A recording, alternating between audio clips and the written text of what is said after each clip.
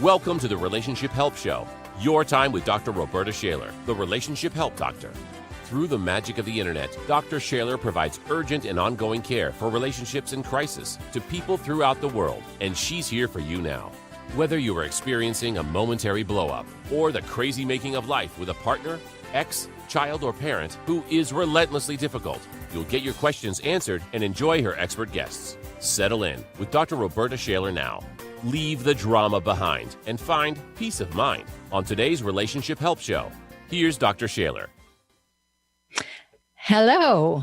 I'm so glad you're here because once again, we're going to talk about the difficult people in life. And I know you've known some because it's almost impossible not to meet at least one when you pass through this lifetime. And I bet you're nodding. I bet you're saying, yes, I know someone. It may not be somebody really close to you, but it may be somebody you dread seeing at the holidays, or somebody that you know always puts you down, so you avoid them. And these difficult people, they're all around. So most emotionally healthy people first react to them by thinking, oh, they're just having a bad moment, or they're going through something, or it's a stressful time. And we give them the benefit of the doubt. We leave some space there for them to show us that that's not who they always are. So we excuse their behavior, and rightly so, because we don't know who they are. So we want to learn. So we sit back and watch. If we're smart, we're sitting back and watching. I have a little watchword for my clients, and I always tell them, when in doubt, believe the behavior, not the words.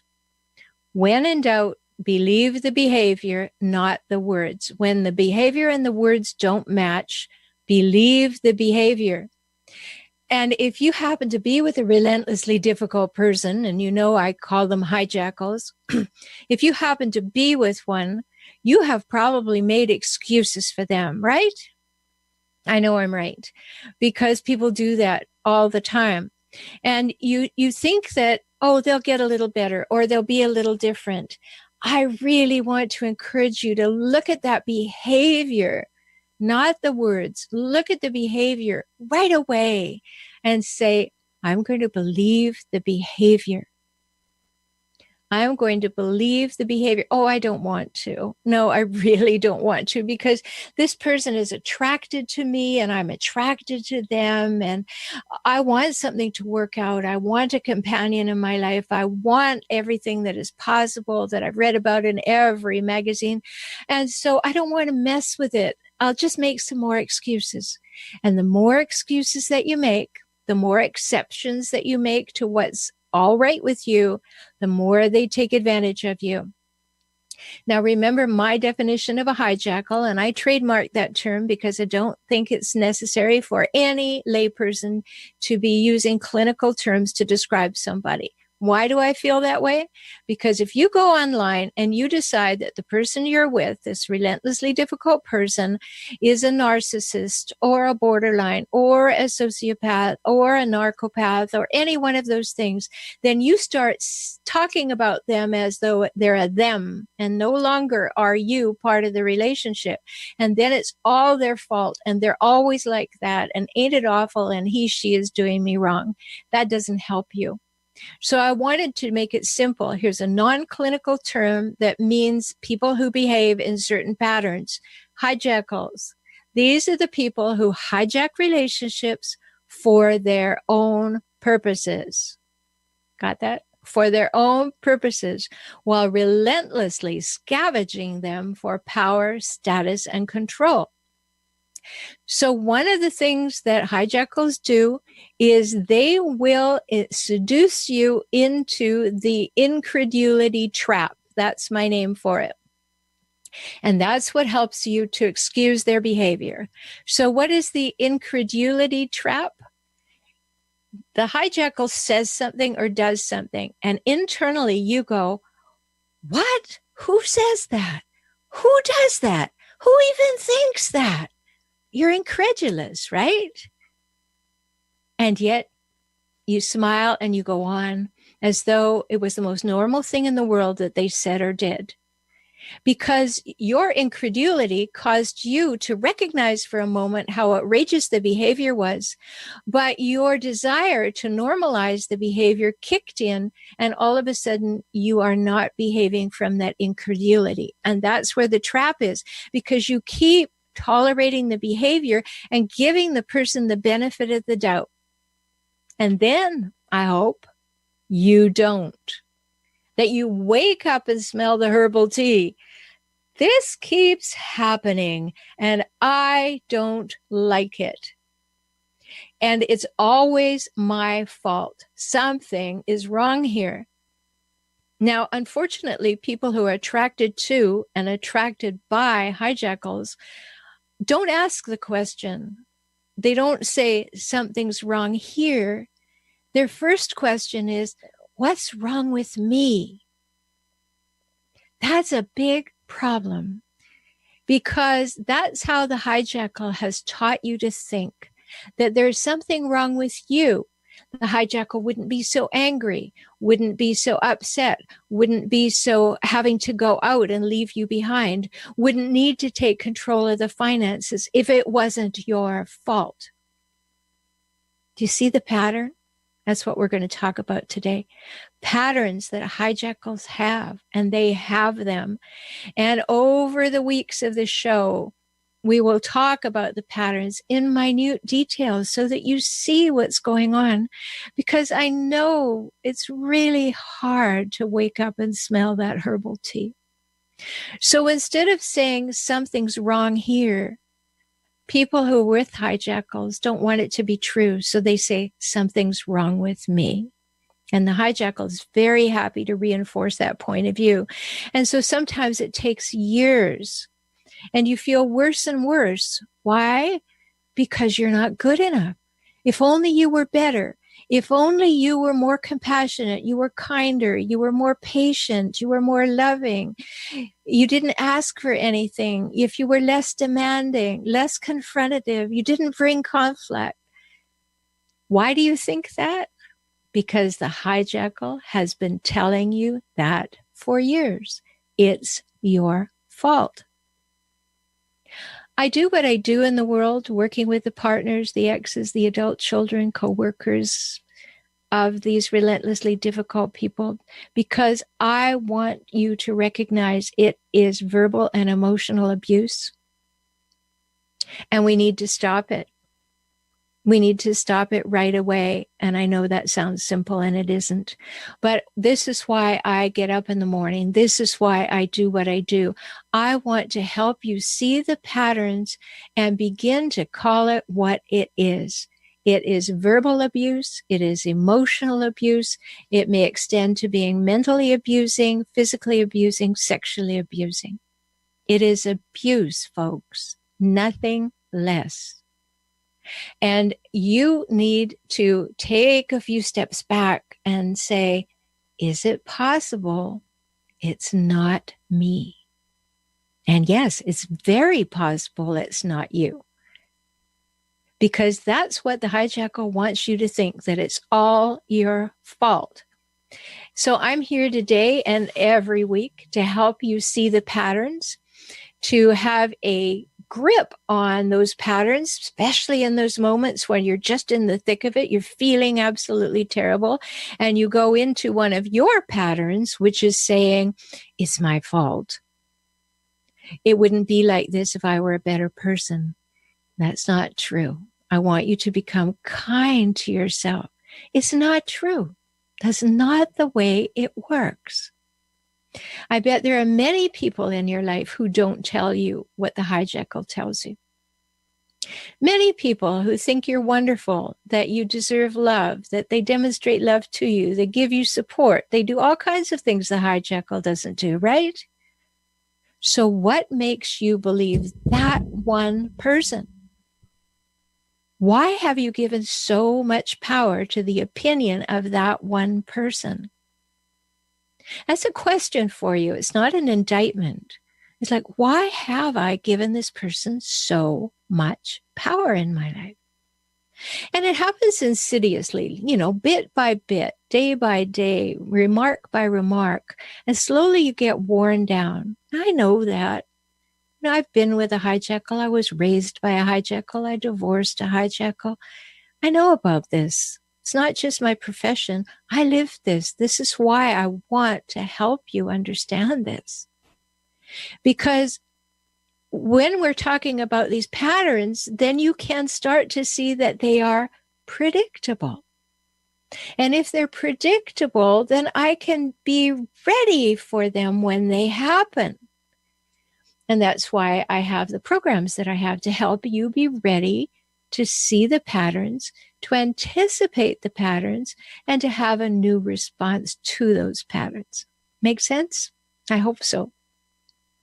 Because it is truly important for you to see. Have you ever been out with a hijackal? Maybe you've been with them for a long time and you go out and you're with some other folks and they are so nice. They are nice to everyone. They are fun. They are the life of the party. They are charming. They seem to be empathetic. Believe me, that's an act. They're just mimicking empathy because they don't have any. But they just seem to be that person you fell in love with, right? And in your mind, you're going, why can't they treat me that way? Why can't they? That's the beginning of waking up and smelling the herbal tea. Because they want power over you at home. And they don't want anyone in the world to know any different about them. So today, a little later on in the program, we're going to talk with my guest, Dr. Karen Covey, and she, by all means, she, my colleague, is a divorce attorney and mediator. So we're going to talk about what goes into actually leaving a hijackal. So be sure to stay tuned for that in a while. And we're going to tackle just how predictable they are when you are trying to leave them, because they certainly fall into patterns then. So predictable. In what way are they predictable? Well, one big way. They always want to and need to win. Doesn't matter what tiny thing you're speaking about or what huge life decision you're discussing, they want to and need to and demand to win. Now, did something just flash in front of your eyes right then? Did you all of a sudden just realize, yes, that's what happens. Large or small, doesn't matter. They have to win. They have to have the last word. They have to be right. A pattern. And they want to win. And you want them to like you.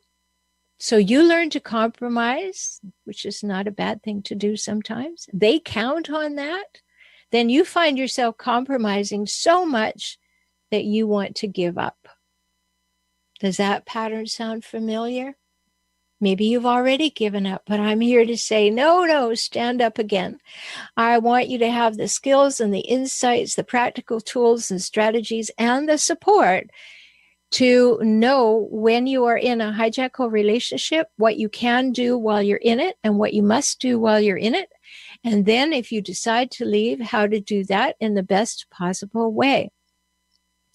So you've given up. You know that they have to win. They always have to win. And still you seem somehow to believe it's your fault. Don't worry. That's common. That's normal. It's a pattern. You got that in your childhood somewhere, that you are normalized to having people treat you poorly, to speak about you poorly, right? There's somebody in your family who speaks to you that way too, or someone in your early life. And so it doesn't seem so outrageous as it seems to other people who do not have that in their family. And then, as I said earlier, you have this idea that if you could only be more patient, more kind, more compassionate, more understanding, then the hijackal wouldn't be, quote unquote, forced to treat you that way. Isn't that something, how they always turn it around on you? That it's your fault they're upset. Do you see how backward that is? That is really just backward. Imagine if you could go through life saying everything is everybody else's fault. I am just perfect as I am, and everybody else is at fault. I was watching an episode of Bridezillas last night. Don't ask me why. And I just was fascinated by the hijackal nature of these Bridezillas. Outrageous behavior. Absolutely outrageous behavior. And if you want a dose of reality, go and watch Bridezillas. Watch the last season, about episode 3 or 4. See a couple of real hijackals at work there. And when you see that on the television, you go, wow, that's just the way my hijackal behaves. It'll help you. It'll help you see that there it is. They're not related to you. They're right out there, and you can see them on the TV screen. Then, of course, where would any talk show host who's in the relationship business be without hijackals? Even Jerry Springer loves a good hijackal, right? So these are the people who are constantly disrupting things, and they behave how? In ways that make you incredulous, right? You fall into the incredulity trap. So your hijackal tells you everything is your fault, and you accept that. What if that was your mom or your dad? Can you imagine how that pattern got established when you were little, and how it shaped you before you even had language? You know, in last week's show, we talked about a phenomenon called adverse childhood experiences. If you didn't hear the show, go back and hear it. My guest was Christine Baumgartner, and look at that with a new listening ears. If you can look at it with your ears, that is. Look at it and say, wow, maybe there's something to that in my life. Maybe I was normalized to this behavior well before I even had language. Maybe I was seeing it all around me in my family. And so it just seems to be the way people do things. And then when I don't think they should, I'm kind of at some level feeling like I'm making my family wrong.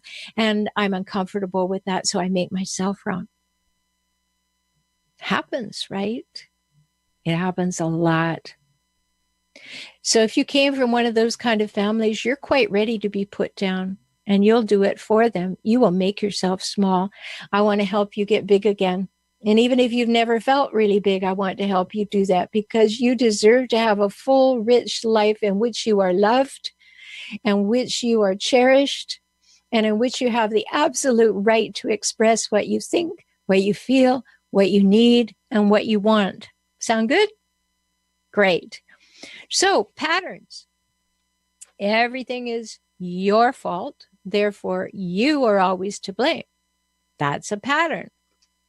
And then there are the explosions and the expletives on one side. And on the far other side, there's the sulking, pouting, cold shoulder, right? And you never know what's coming your way. Somewhere between that, you're going to find the answer. And what's this for? It is all to control you, all to keep you small, keep you controlled, keep you feeling everything is your fault, keep you knowing that you cannot win. And many hijackals even take over all the family finances. And therefore, what are you supposed to do then? We're going to have a show about that. So if these things are sounding familiar, I'm really glad you're listening today, because this is emotional abuse. This is verbal abuse. This is damaging to you.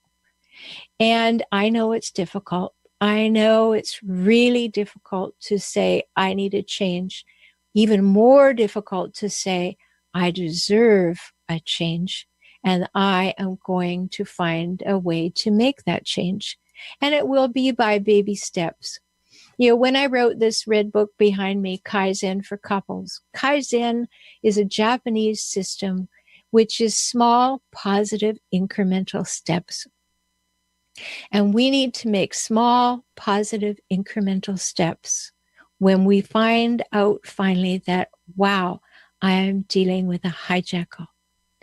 So we're going to go to break now. And when we come back, I'm going to answer a question from Mary in the United States about what to do if you want to leave. We'll be right back.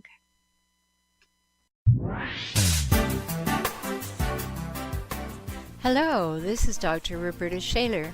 Are these stories and questions on today's show sounding familiar to you? Are you ready to say no more to the abuse from toxic people in your life? I'm so glad.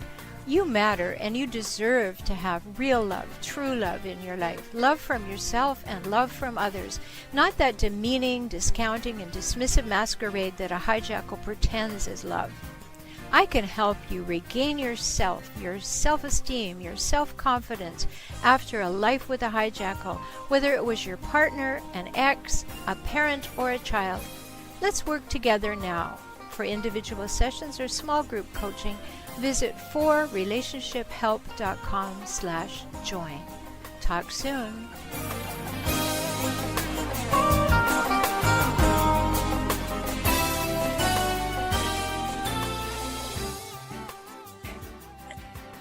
And we're back.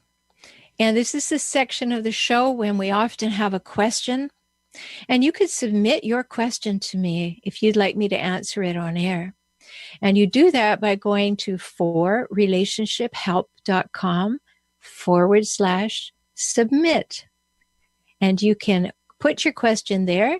It even asks you if you'd like to give me a name that you would like me to use rather than your own. So don't be afraid.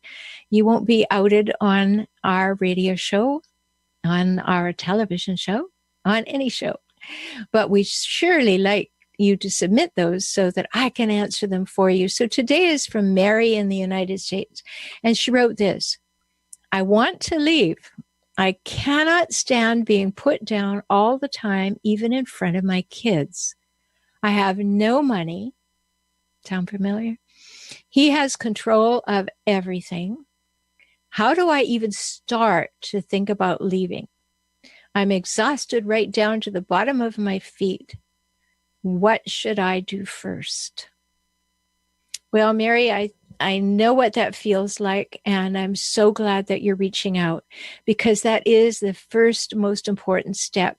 And just a little thought about that. You know, hijackals take care of your family and all the people in the community so that when you reach out, they've already told them that you're crazy, that you have a problem, that you're always making up stories, right? They've already prejudiced people against you. I hear that all the time. So finding actual support where you can talk to other people who are going through it is a great thing to do. So I created a closed Facebook group to help you.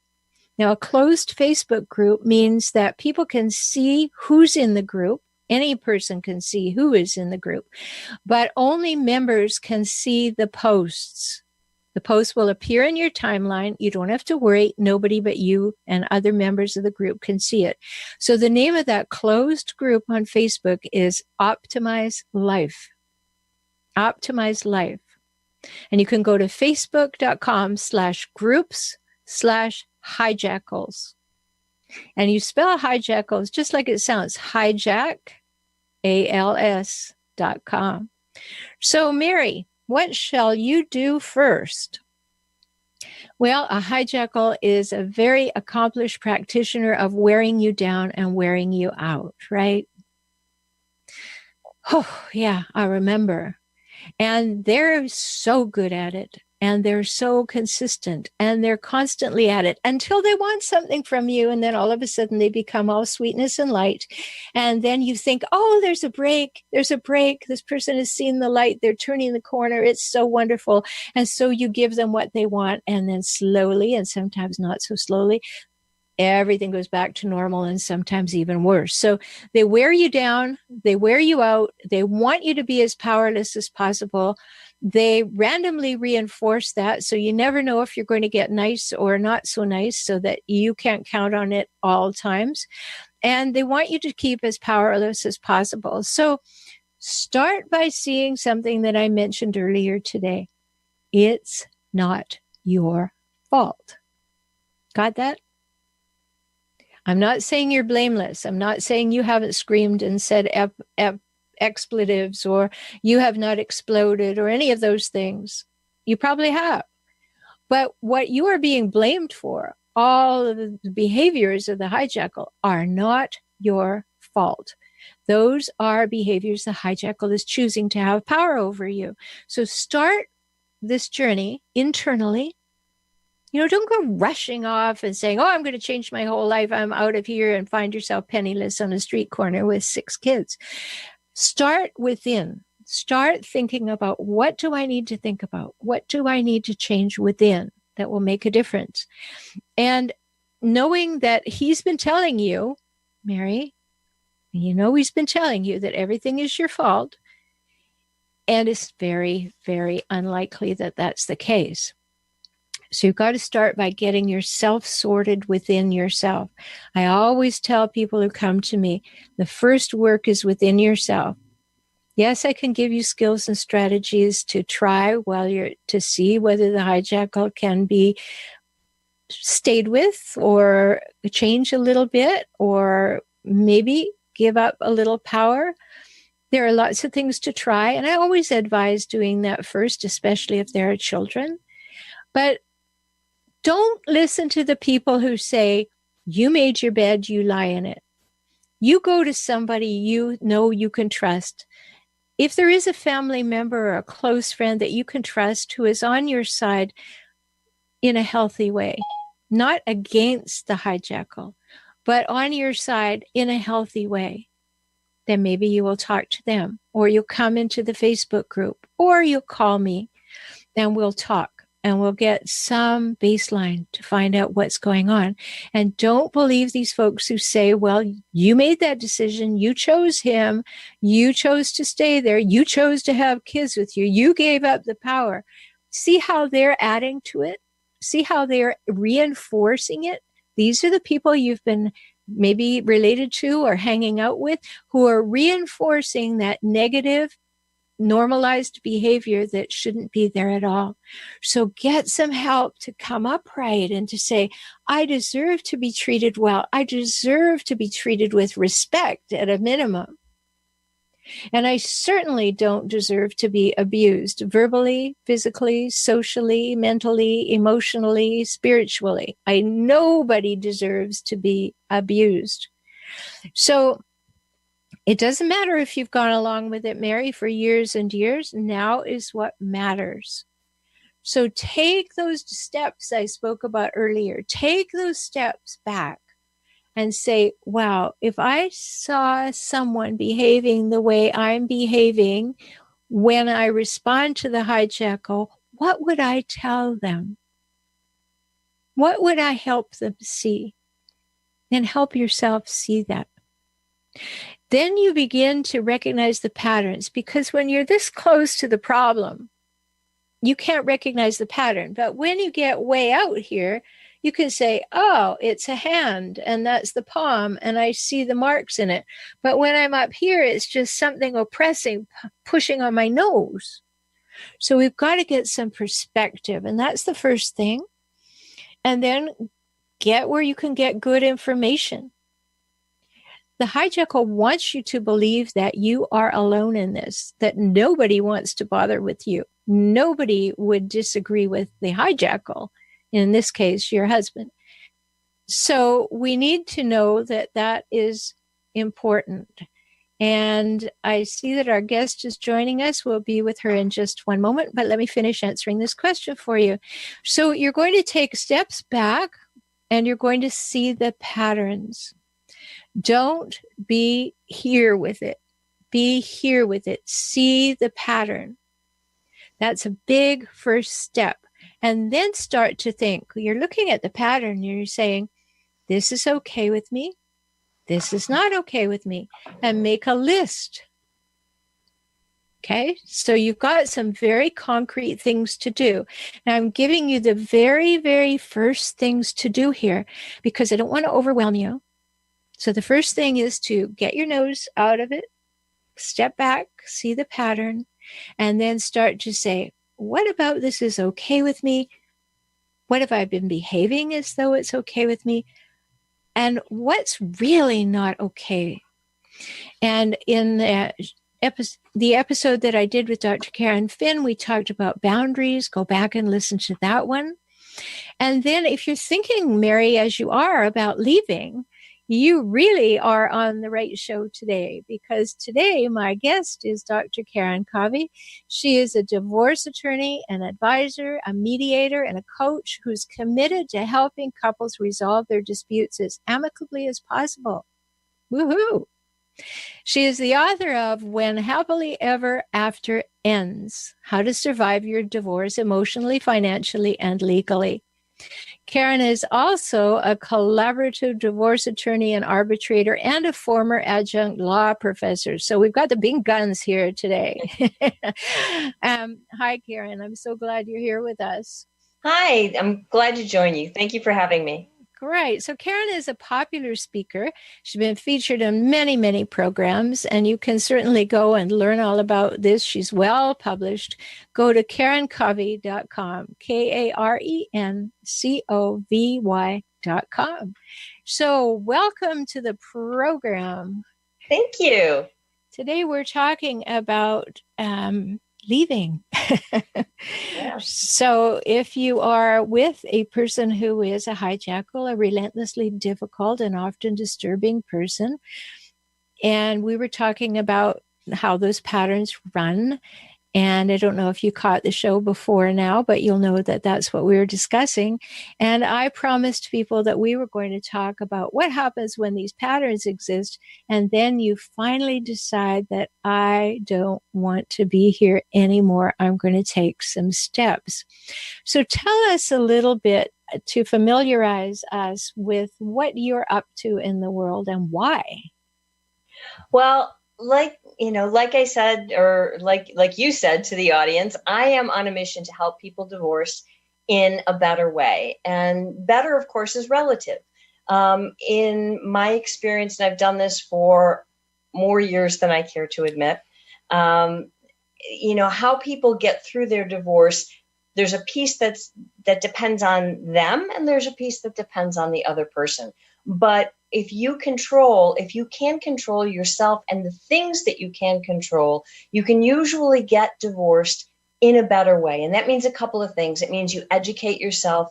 It means you take the time to do your homework, and then you get through the divorce as an educated consumer, and usually you end up in a better place.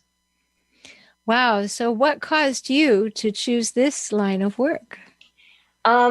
I like to say it chose me. I started my practice. I started my own individual law firm years ago, and I opened up the door and I said to everybody I knew, I will do anything in the world except divorce. And of course, it just kept coming in and coming in. And at some point, you look up at the universe and you say, I just said, okay, I got it. And that's what I started doing. And I haven't looked back since. So divorce kind of found me, but what I found in exchange is that it is so rewarding to help people understand what they're facing and what their options are and how to get through what is for most people one of the most difficult times of their life. It is. And it's a time that you have to get through, just like anything that ends, a life or whatever. You have to pay attention as you're going through it. And then afterwards, you have to mop up. You have to heal. You have to move forward. You have to grieve. You have to do all those other pieces. So have you had experiences with couples coming to you, or clients, individual clients coming to you, who have been with these relentlessly difficult people? Oh, absolutely. Usually what happens is, and what I like to say to people is that who you divorced is the person that you married. I mean, the person might have changed, but if you've been in a relationship or a marriage with somebody who is high conflict and who's got a lot of issues and a lot of problems, you can't expect that those issues and problems are going to go away when you go through a divorce. If anything, divorce intensifies the conflict. It intensifies the problem. So if that's the relationship you find yourself in, that doesn't mean you have to stay there forever and you're doomed, but it does mean that you've got to have a really good plan. You've got to have some goals, and you've got to have a strategy for how you're going to get from where you are now to where you want to be at the end of your divorce. Right. So that's really good advice. Imagine one of the things that a hijackal is going to do, and this is what might give you that false sense that it might be a little easier, is that they're going to do something to hurt you first. So they're going to have moved on to another relationship or start talking to you about their bar life and how attractive they are. They're going to do something that is going to allow them to feel like they're on top of it. And so don't be fooled by that. That's what I hear you saying, Karen. Well, what I tell people is, you want to keep the lines of communication open, because by not talking, there's only that much more chance for misunderstandings or for things to blow up. But there's talking and there's talking. Don't believe everything your spouse says. A lot of people, when they go through a divorce, they start fear-mongering. They start filling your head full of this craziness. You don't believe them. If you think, if they make a threat, obviously, if they make a threat of physical violence to you or your children, you take that seriously. But if they're just threatening, common ones, I'm going to take the kids away. You're never going to see the kids again. Or I'll take you for every dime that you have. You're going to be broke. You're going to be homeless. People say these kinds of things in divorce. If you really have concerns, check with your lawyer. Talk to your lawyer about whether those threats are well-founded. And if they are, then you can find out, what do you have to do so that you can not put yourself in a position where the threats become reality. But if you listen to everything that your spouse says, you're just going to make yourself crazy. You're absolutely right in my experience. And so I hope everybody's taking that to heart, because when the fire starts to burn, they're going to throw gasoline on them. They're feeling threatened. They're feeling upset. They're feeling like, how dare you, if they happen to be a hijackal, how dare you consider leaving me? Because who would? I am perfect. I am the most wonderful catch. And therefore, I will take everything with me, everything. And one of the things they like to take is the affection of the children. I was speaking on the show a couple of shows ago, and I was saying about couples that I've known where one is a hijackal, and they threaten, just as you say, that they're going to take absolutely everything, including the children. And I said, don't think they want it. They just don't want you to have it. Yeah, that happens. Yeah, it happens a lot with hijackals because they want to win. And I was talking about that a lot at the beginning of the show today, Karen. They want to win. Have you ever had a hijackal come in the guise of sitting down to have an amicable divorce? That actually happens a lot. A lot of people, they start their divorce thinking it'll be amicable, wanting it to be amicable, hoping it'll be amicable. And sometimes it works out. But if you're in a relationship with a high conflict personality, someone like you said, Rhoberta, who just wants to win at all costs, you've got to be realistic. I just wrote one of my latest blog articles, I think it was a week or two ago. I wrote about making sure that you don't give yourself false hope. You've got to see reality as it is, not worse than it is, but not better than it is. And the problem is, so many of us want to believe that everything is going to be easy and amicable and fine, that you stop looking at the writing that's on the wall, and then that can hurt you later because you let the other person do things that maybe aren't in your best interest. You don't pay attention. You make excuses. And what ends up happening is that you put yourself in a worse position. So you want to be able to look at reality for what it is and not wear blinders. Oh, such good advice, Karen, because I've had so many clients come to me who are so worn down and worn out by life with a hijackal. And they'll come in and they'll say, give her anything she wants, just anything she wants, get rid of it. Because I, like you, mediate often. And I have to say, because they're my clients, no. Rewind. Well, here's the problem. Even if you do give that person everything they want, that's still not going to be enough. Exactly my point.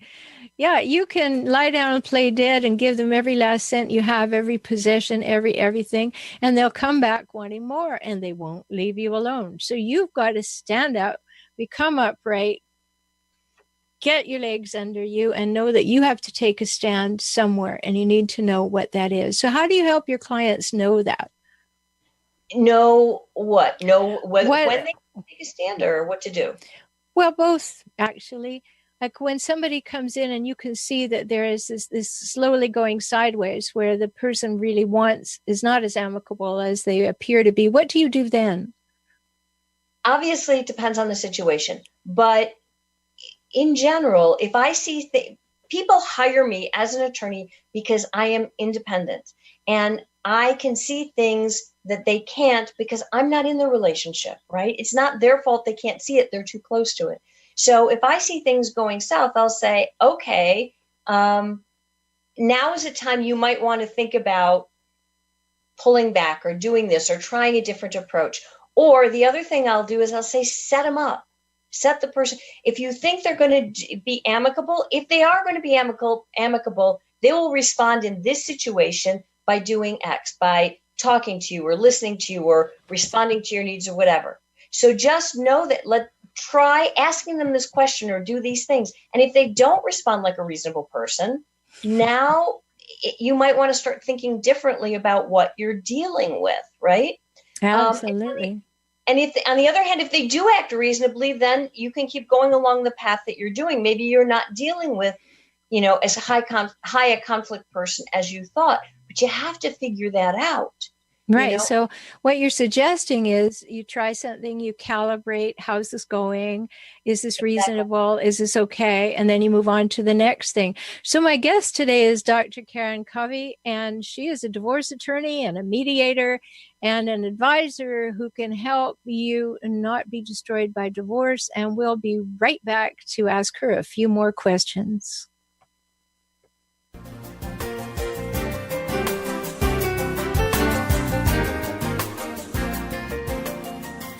Hi, this is Dr. Rhoberta Shaler. Handling hijackals is exhausting. It's never ending, an endless cycle of crazy making, alienation, and constant drama. And cycles are difficult to step out of. I know because I've been there too. And that's why I reach out to you to offer the insight, skills, and strategies you need to heal.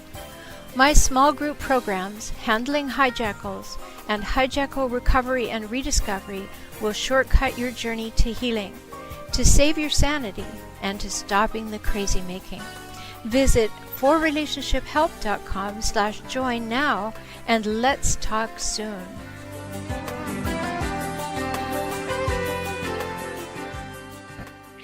And I really, really mean that. Let's talk soon if these things are landing for you, or if you're at the divorce point and you need to talk with my guest, Dr. Karen Covey. You have a lot of good reasons now because she makes a lot of good sense. So she was just saying that one of the things you have to do is to be constantly calibrating, is this okay with me? In little increments. Is this reasonable? Will this work? And not let the horses out of the barn at any time soon, right? Don't just let the hijackal run with it, or whether or not you're divorcing a hijackal, don't let the other person just run with it because you're tired, because this is a decision you're going to live with for a long time, right, Karen? Yeah, you are. Very much so. Yeah. So we calibrate the small things, but what happens when the person that we're divorcing gets nasty? What do we do when the tide turns and that calibration is, oh, whoa, there's somebody entrenching, they're digging in their heels here? What's your best advice for that? It depends. Again, it depends on how they're doing that, what your response would be. But in general, I am not a big fan of going to court and fighting to the death, because I think that leaves everybody just bloody and, and broke. So, but when you're in a high conflict situation, sometimes going to court and dealing with lawyers is your only choice or your best choice. So you always want to, when you're talking about calibrate, always talk with your attorney and make sure that you've got somebody who's on the same page with you And so if you need to take somebody back to court because your spouse isn't doing what he or she is supposed to do or what the court ordered them to do, then you use the court system to do that. Other strategies you can do in the meantime, though, one thing that's very, very helpful is that you limit your face-to-face contact. Put everything in writing. So if you're talking to somebody and they're saying they make a deal, you put it in an email, put it in a text, right? So you've got something in writing saying this is the deal, and they say they agree. Then 2 days later, when they're doing something that's exactly the opposite of what they said they were going to do, they don't make you think you're crazy by wondering, geez, did they really agree to that, or was that just me? No, it's in writing. You've got a text and you can show, yes, they agreed. So, and then once they know that, if you've got a line of text or email communication and you have to bring them back to court, you have some proof. You can say, look, here's the email thread that we had, and you said you were going to do X, and now you're doing Y, and that's not okay, right? And so eventually they will learn that they're bound by what they put in writing. So that becomes a much more effective means of communication than just talking, because you get into he said, she said, nobody can prove a thing. Right. And that brings me to a point that I didn't make earlier, but you're pointing to it very strongly now. Well, long before you decide to leave, one of the good things that you can do is to document what's going on. Document the times that they were rough on you, or that they pushed you, or that they were mean to the children, and date it and time stamp it so that you remember these things when things get rough. And that when you have this trail of texts or emails, it's easy to download and print out, So make sure that you do, because especially if you're leaving a hijackal situation, they're going to change on a dime. A hijackal has no problem lying. So a hijackal will say that black is black this moment to win. And 20 minutes later, that won't make them look good. So they swear blind that black is white. And when you say to them, but 20 minutes ago, you said black is black. And they said, you don't listen, do you? You don't hear very well. If you just paid attention, you wouldn't be in such a sorry state. And they make it your fault again. So there are really good reasons in any divorce to do what you're talking about, I believe. But if it starts to go south, then it's imperative to have a trail. And you can have that in email or text. And I absolutely agree with you, Karen. Don't try and work it out when it's not work-outable in a room with the other person. You'll get right to what Karen said, that he said, she said scenario. And then you'll both feel wronged, and you'll both be fighting for what you heard. And that is a fight you cannot win. So don't be doing that. Have you had cases where that email trail has changed the outcome of a divorce settlement? It's changed the outcome of individual hearings. So to the extent that changes the outcome of the entire divorce, it can. It just depends, again, on what it is that you're fighting about. But what ends up happening is you start to narrow things in, right? So the way you have a strategy to deal with somebody in a lawsuit is much like making a medical diagnosis. Doctors don't diagnose. You tell them, this is wrong, this is wrong, this is wrong. They don't say necessarily you have this. They say, what don't you have? Let's eliminate possibilities, and then we'll get down to the one thing you do have. The same thing is going to be true in a divorce. What you start is with everything up in the air and a million issues. And so little by little, you bring things down, you narrow them down, you close the box to the point where what you're left with is something more manageable, right? So you don't have to decide 50 issues at the same time. You decide one at a time, and then you slowly get that 50 down to where it's just one. And maybe you decide it, maybe you negotiate a settlement yourself. That's best case scenario.